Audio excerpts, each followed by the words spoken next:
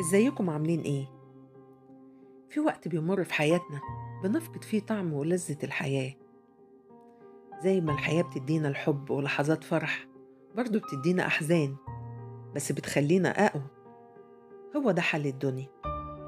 لما الدنيا بتدينا وجع قلب من فراق حبيب أو فقد عمل، ساعتها بنفقد معنى السعادة والشغف.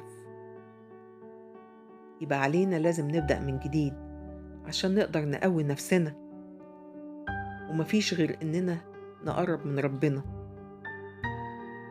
وكمان نرضى باللي حصل ونقدر نتعامل معاه. في مشاكل في الحياة بيكون الشخص فيها عاجز عن حلها ويصيبه الإحباط. عشان كده لازم الشخص ده يبدأ بحل مشكلة، ما يكركبش الدنيا حواليه.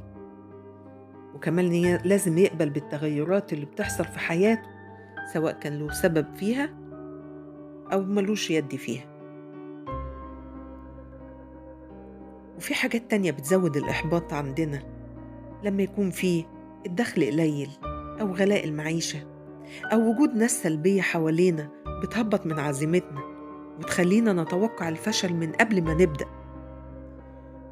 أو المسؤوليات اللي بتزود الإحباط، أو ارتفاع سقف توقعاتنا وأحلامنا اللي ممكن تحصل عكسها. علشان نقدر نستمر في الحياة لازم نبقى ماسكين في ربنا وقويين، علشان ما يجيش حاجة تهدنا ونقدر نكمل.